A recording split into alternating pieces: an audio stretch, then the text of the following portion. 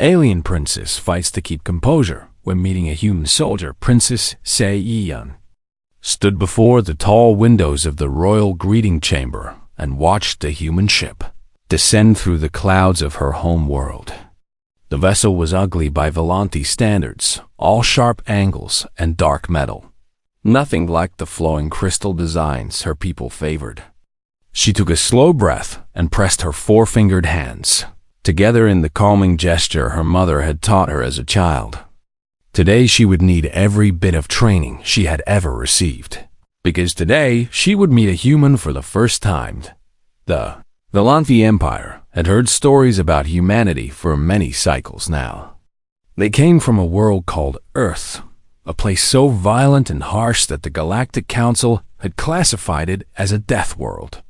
The gravity was crushing, the climate was unstable, and the planet was filled with predators and poisons and natural disasters.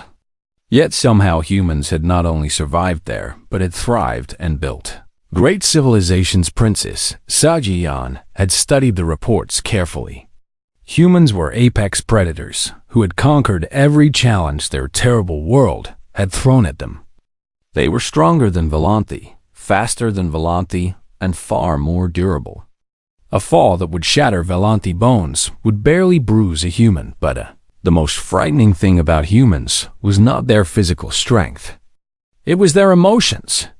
The Volanti were a telepathically sensitive species.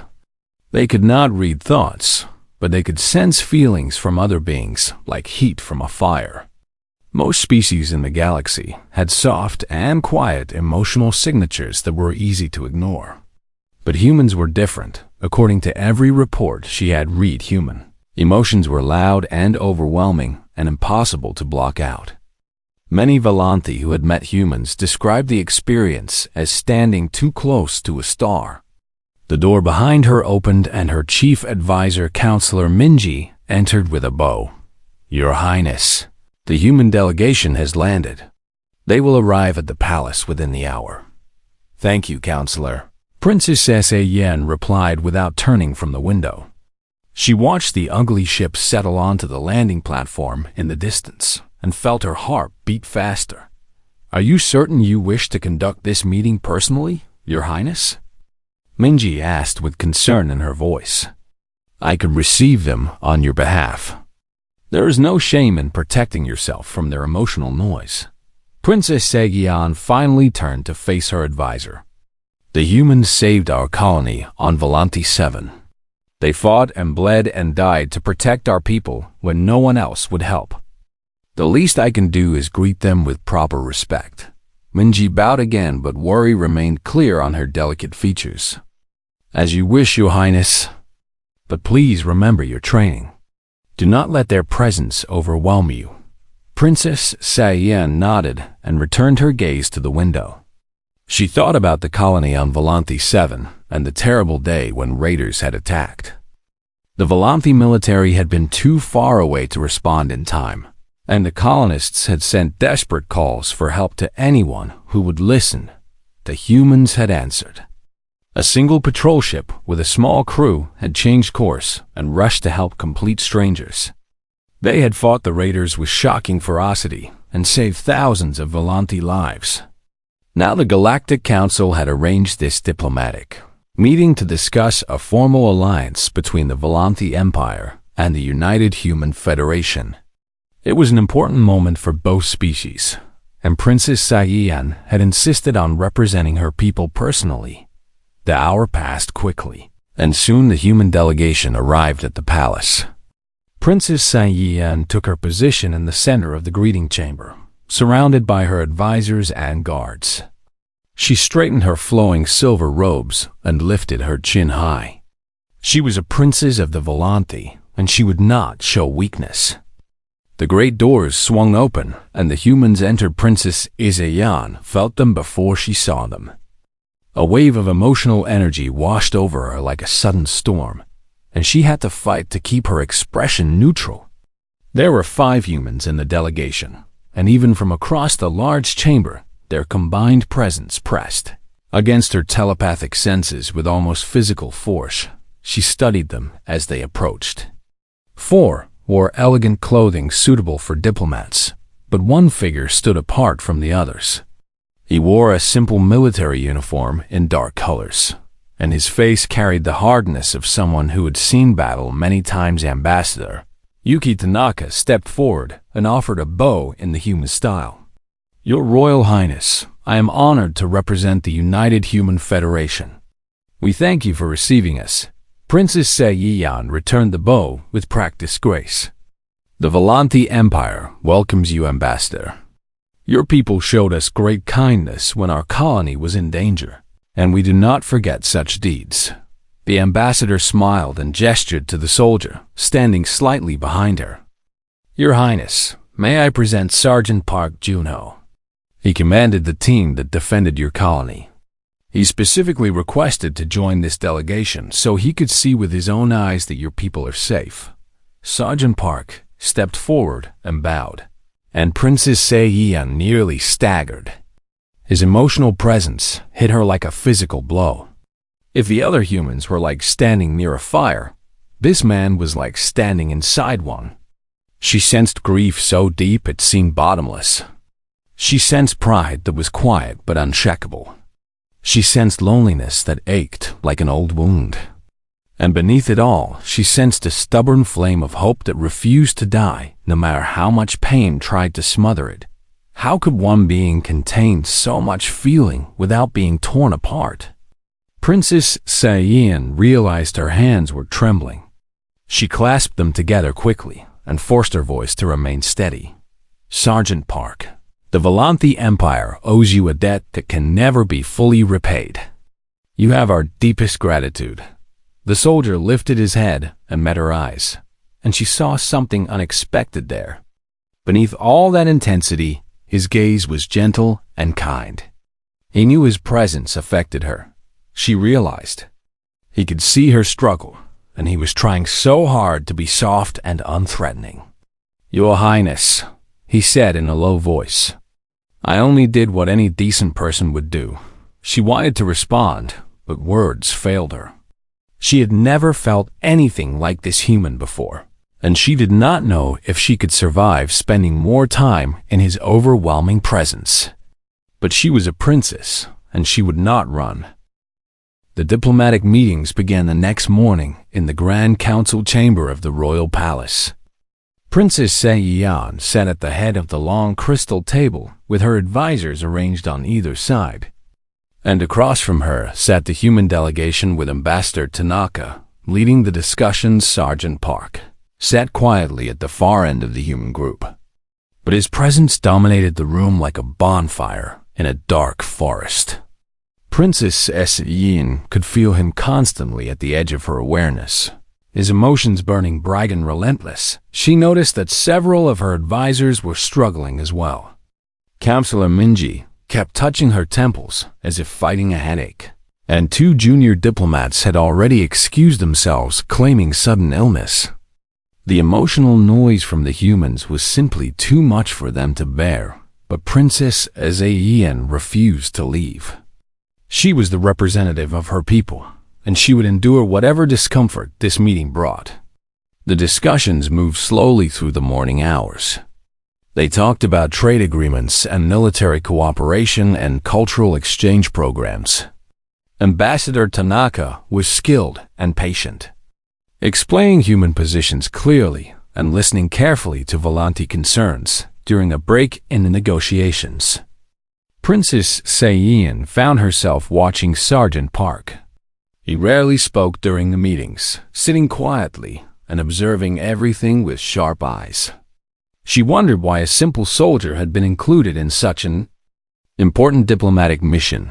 "You are curious about him," a voice said softly beside her. Princess Seiyan turned to find Ambassador Tanaka standing nearby with a gentle smile. The ambassador's emotional presence was much softer than the sergeant's, more controlled and contained. "I apologize if my attention was obvious."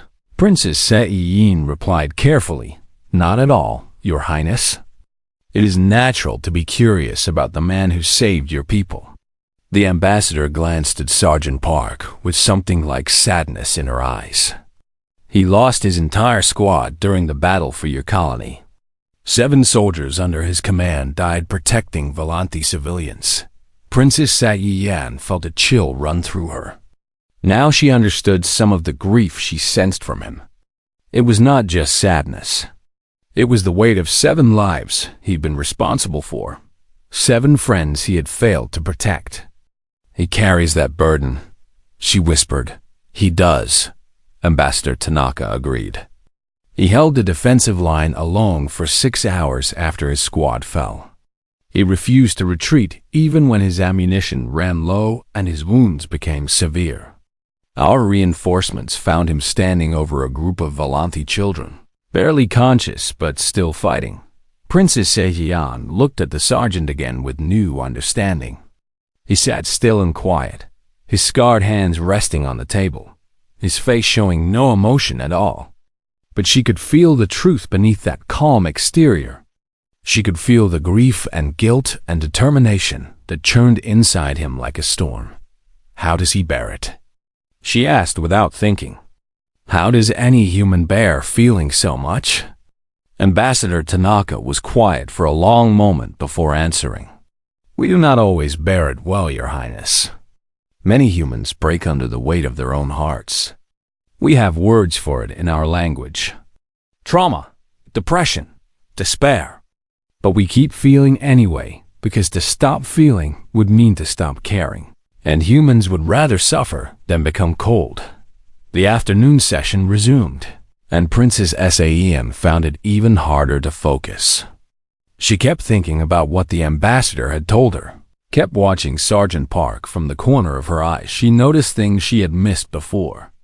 The way he flinched slightly at sudden loud noises, the way his eyes scanned every doorway as if checking for threats, the way his hands sometimes trembled when he thought no one was watching. He was wounded inside in ways that did not show on the surface, but she also noticed his gentleness. When a young Volanthi servant accidentally dropped a tray of refreshments near him, the sergeant did not react with anger or annoyance. Instead, he knelt down and helped gather the scattered items, speaking softly to the frightened servant with words Princess Saeyang could not hear.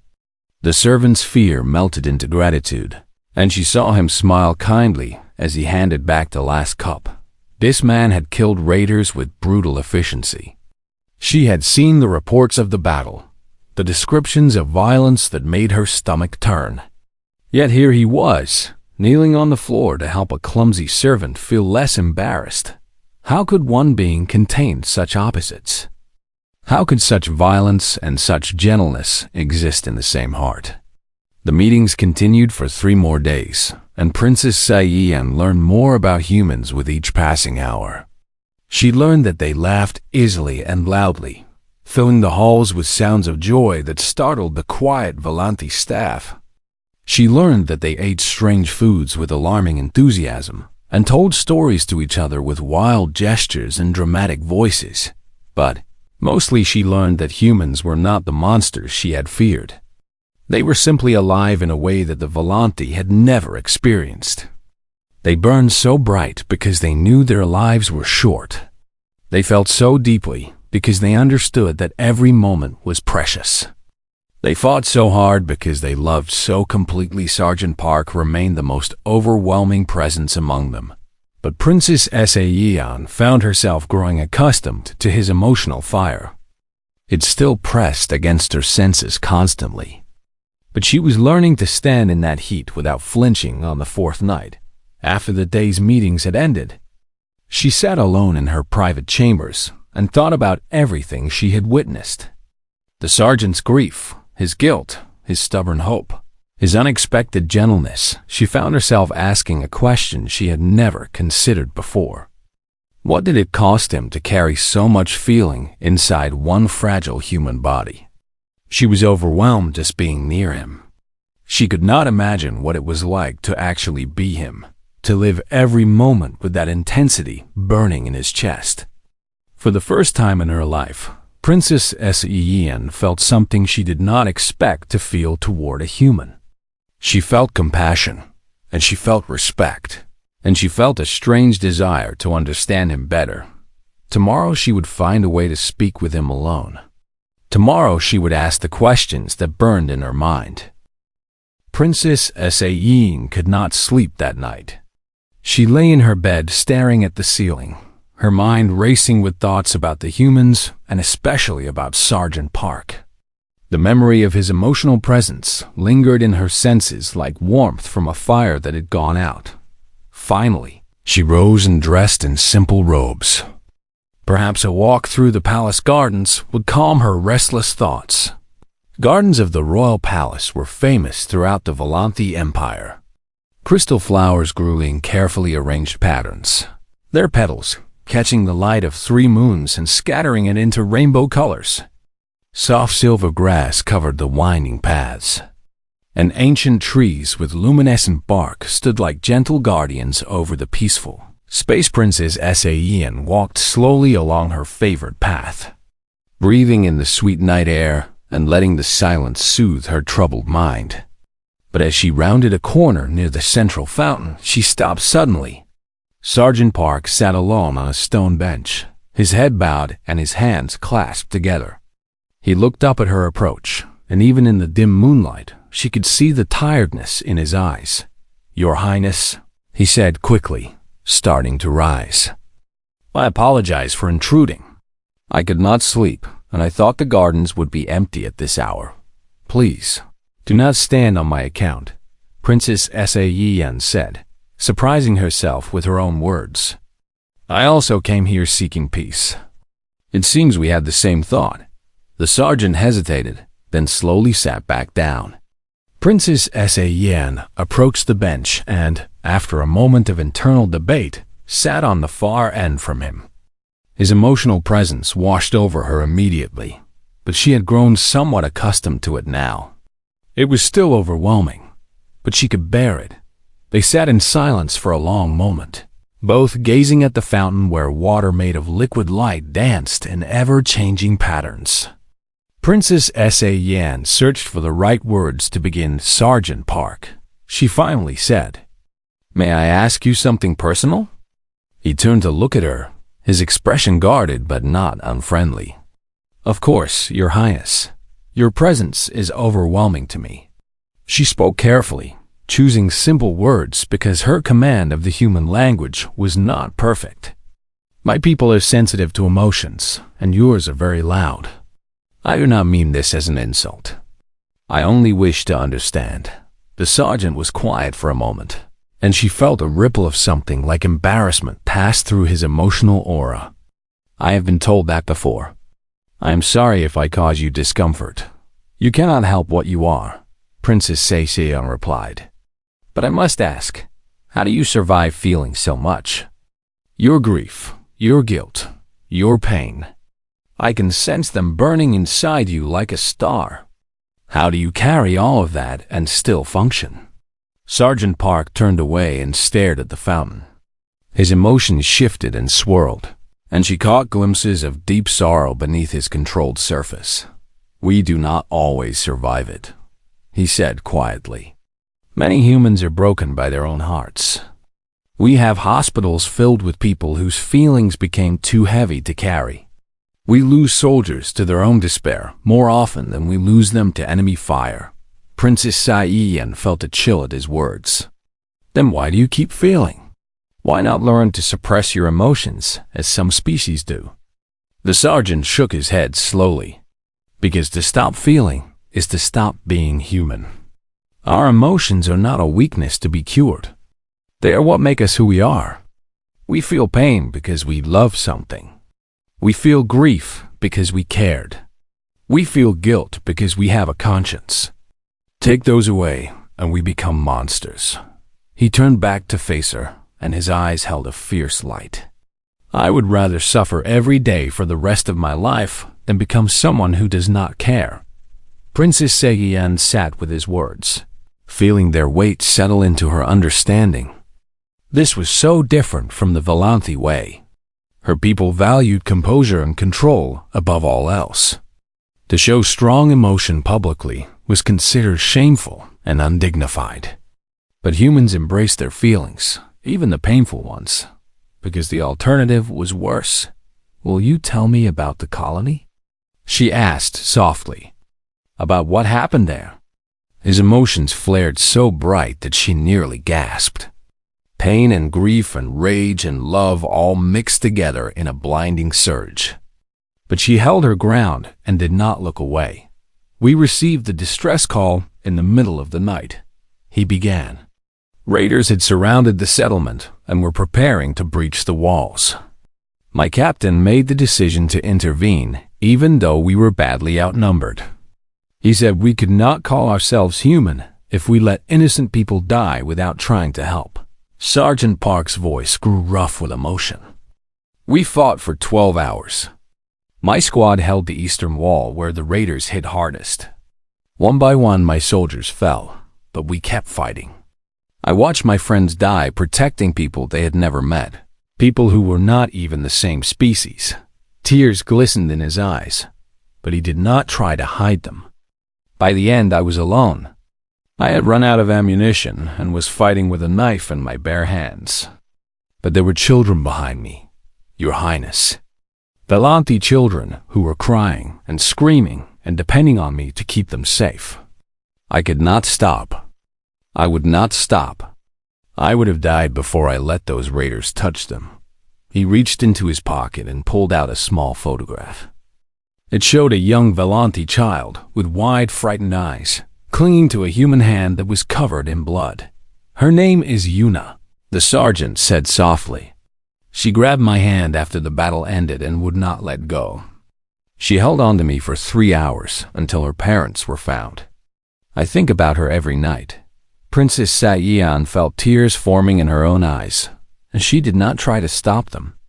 She reached out slowly and touched the sergeant's hand, and the surge of emotion that rushed through her was almost unbearable. But beneath all the pain and grief and guilt, she felt something she had not expected: peace. Deep in his heart, despite everything he had suffered, Park Junho was at peace because he knew he had done the right thing. She held on to that feeling and let her own composure fall away completely. For this moment, she did not need to be a princess. She only needed to be present with this extraordinary human who had taught her what true strength really meant. The final banquet was held on the 7th night of the diplomatic visit. The great hall of the palace was decorated with cascading crystal lights and arrangements of the rarest flowers from across the Volanti Empire. Hundreds of guests filled the space, including nobles and military commanders and representatives from allied species, who had come to witness the signing of the historic Alliance. Princess Sayan stood at the center of the head table wearing her finest ceremonial robes. Beside her sat Ambassador Tanaka, and further down the table sat Sergeant Park in a dress uniform that looked uncomfortable on his battle-hardened frame. The princess caught his eye briefly, and he gave her a small nod that sent a warm ripple through her senses. The past few days had changed everything. After their conversation in the garden, Princess Sayan had found herself seeking out opportunities to speak with the sergeant. They had walked together through the palace grounds and shared meals and exchanged stories about their very different worlds. With each conversation, she understood humans better, and with each moment in his presence, she grew more resistant to his overwhelming emotional aura. She had stopped fighting to keep her composure around him. Instead, she had learned to let herself feel, and she had discovered that vulnerability was not weakness. It was simply a different kind of strength. The banquet proceeded through many courses of elaborate food and many speeches praising the new friendship between humans and Volanti. Princess Sayan smiled and nodded and played her role perfectly, but part of her mind kept drifting to thoughts of the future. Would she see Sergeant Park again after tonight? Would this strange connection between them survive across the vast distance between their worlds? She was thinking about this when she felt something change in the emotional atmosphere of the room. A cold current of hatred and malice suddenly cut through the warm glow of celebration. She turned her head, searching for the source, and saw movement near one of the side entrances. 3 Volanthi in servant clothing raised energy weapons and pointed them toward the head table. Assassins! Princess Saiyan screamed, but her warning was drowned out by the first blast of weapons fire. The great hall erupted into chaos. Guests screamed and fled in all directions while guards rushed toward the attackers. Energy bolts sizzled through the air, striking crystal decorations and sending showers of glass across the panicking crowd. Princess Saiyan felt strong hands grab her shoulders and throw her sideways. She tumbled behind a heavy stone pillar as an energy bolt scorched the air where she had been standing a moment before. She looked up and saw Sergeant Park standing over her, his body shielding hers, his eyes scanning for threats with deadly focus. "Stay down, Your Highness," he commanded in a voice that allowed no argument. Another assassin appeared from a different direction, weapon raised and aimed directly at the princess. Sergeant Park moved faster than she had ever seen anyone move. He lunged forward and grabbed the assassin's arm, twisting the weapon away with brutal efficiency.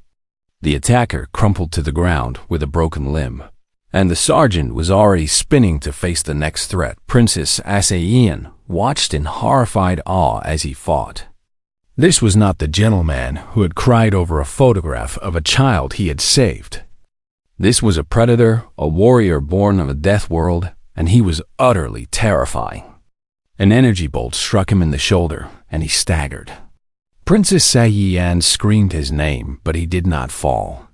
He kept fighting, blood soaking through his uniform. His face twisted with pain and determination. She felt his emotions blazing through the chaos.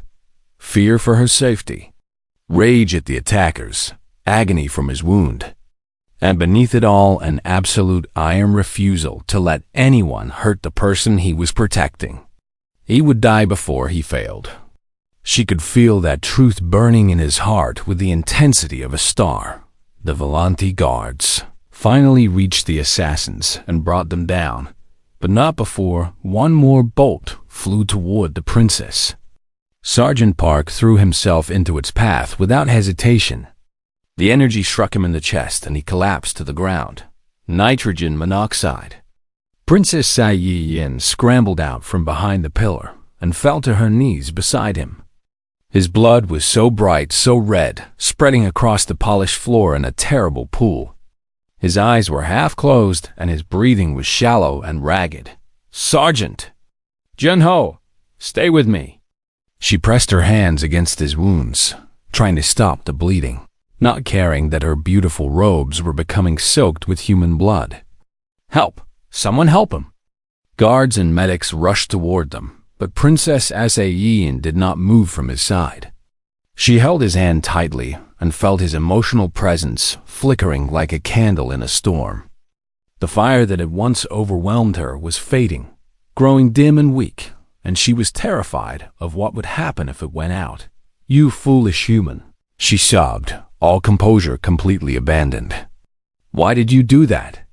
Why did you take that blast for me?" His eyes opened slightly, and he looked up at her. Even now, even dying, his gaze held that unexpected gentleness that had first captured her attention. "Because," he whispered, his voice barely audible, "you are worth protecting." Princess Saiyan wept openly in front of hundreds of witnesses. The most powerful nobles of the Volanthi Empire watched as their princess cried for a human soldier, and she did not care. She did not care about propriety or dignity or ancient customs. She only cared about the brave man whose life was slipping away beneath her hands. "Do not leave me," she begged. "Please, Jun-ho, stay alive." "That is a royal command." A ghost of a smile crossed his pale face. "I will try, Your Highness." The medics arrived and began working frantically to stabilize him. Princess Saiyan refused to release his hand, refused to leave his side, refused to stop crying, even as guards tried to lead her away to safety. She was a princess of the Volanthi, and she would stay with this human who had twice now risked everything to protect her people. She would stay even if it destroyed every rule she had ever been taught. 3 days passed before the human doctors declared Sergeant Park stable. 3 days during which Princess Saeyeon barely ate, barely slept, and barely left the medical wing of the palace. Her advisors begged her to rest, to attend to affairs of state, to remember her duties as a princess. But she refused every request. She sat beside his bed and watched him breathe and felt his emotional presence slowly grow stronger. The fire that had once burned so bright was rebuilding itself one spark at a time. Each day his aura became a little warmer, a little steadier, until finally on the fourth morning his eyes opened fully and he looked at her with recognition. "Your Highness," he said weakly, "you should not be here. Where else would I be?" Princess Saeyeon replied simply, "You saved my life. Watching over you is the least I can do." The sergeant tried to sit up but winced in pain. She gently pressed him back down with a hand on his shoulder. "The doctors say you should not move yet. Human biology is remarkably resilient, but even your species needs time to heal from wounds like these." He settled back against the pillows and looked around the ornate medical chamber. "How long was I unconscious?" 3 days. You lost a great deal of blood, and the energy weapons caused severe internal damage." Princess Saeyeon paused and felt her voice waver. "The doctors were not certain you would survive. They said any normal patient would have died from such injuries." A faint smile crossed his tired face. "Humans are stubborn. We do not die easily." "I have noticed," she replied, and surprised herself by laughing softly. It felt strange to laugh after so many days of fear and worry, but it also felt good. The sergeant's expression grew serious. "The assassins? Were they stopped?" Princess Saeyeon nodded. "All 3 are in custody. They were members of a radical faction that opposed the alliance with humanity. They believed humans were dangerous monsters who would corrupt our empire." She shook her head sadly. "They tried to murder you to prove humans were violent, never understanding that you were violent only in defense of innocent lives."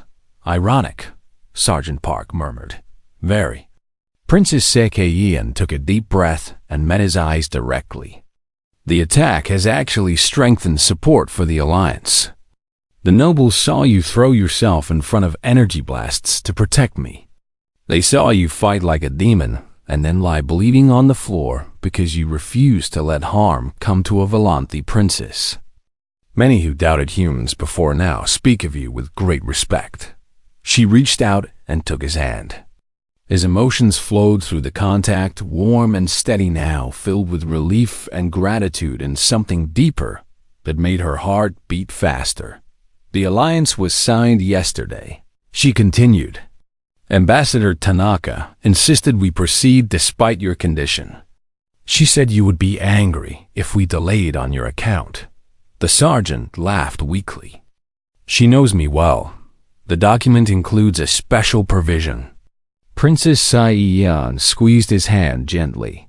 "Sergeant Park Junho is hereby recognized as a hero of the Volanthi Empire, with all the rights and privileges the title carries. You will always be welcome in our space, and you will always have a place of honor among our people." His eyes widened with surprise. "Your Highness, that is not necessary. It is not about necessity," she replied firmly. "It is about recognition. You saved our colony. You saved my life. You showed my people that humans are not Death World monsters to be feared, but bright burning creatures who protect what they love with everything they have." She paused and blinked back tears. "You taught me that lesson most of all." They sat in comfortable silence for a long moment. Princess Saeyeon did not try to hide her emotions, did not try to maintain composure, did not try to be the perfect image of Volanthi royalty. She simply sat with this human who had changed everything she believed about strength and weakness. "I was so afraid of you when we first met," she admitted quietly. "Your emotions were overwhelming. I could barely stand to be in the same room with you. But now I cannot imagine returning to my cold, composed life without understanding what it means to truly feel. Sergeant Park turned his hand over and interlaced his fingers with hers. The gesture was so simple, so human, and it sent warmth spreading through her entire being. "You are stronger than you know, Your Highness," he said. "Most people run from emotions like mine. They cannot bear the intensity. But you stayed. You held my hand when I was burning, and you did not let go." "I almost did," she confessed. "In those first moments, I wanted to flee. My training screamed at me to protect myself from your overwhelming presence. But something made me stay. Something told me that running would mean missing something important. And did you miss anything?" Princess Se-Yun smiled. "Only years of wasted composure. Years of believing that hiding my feelings made me strong when really it only made me empty." The human ship departed 2 weeks later, once Sergeant Park was well enough to travel. Princess Se-Yun stood on the landing platform in the morning light and watched the crew prepare for departure. Ambassador Tanaka had already said her farewells and boarded the vessel. Only the sergeant remained outside, standing before the princess one final time. "Will I see you again?" she asked, not caring that her voice trembled. "I have been assigned as the permanent military liaison to the Valanthi Empire," he replied with a small smile. Ambassador Tanaka arranged it. She said something about how I have a talent for diplomacy. Joy blazed through Princess Se-Yun so bright that she did not even try to contain it. She laughed and threw her arms around him, embracing him there on the platform in full view of guards and nobles and servants. Let them see. Let them whisper. Let the whole empire know that their princess had learned to feel. Sergeant Park held her gently, careful of his still healing wounds, and she felt his emotions wrap around her like warm sunlight. There was happiness and hope and something that might be love if she dared to name it. "Thank you," she whispered against his shoulder. "Thank you for teaching me that composure is not strength. That true strength is feeling everything and choosing compassion anyway." He pulled back and looked into her eyes. "You taught me something too, Your Highness. You taught me that it is possible to share the fire without burning others.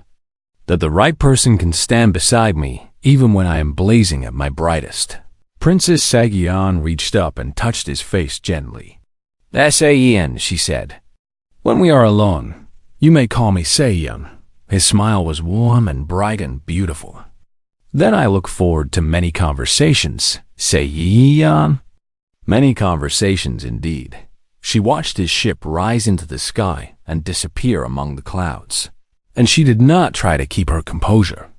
Tears of happiness streamed down her face as she stood tall and let herself feel every emotion that surged through her heart. She had changed. She had grown.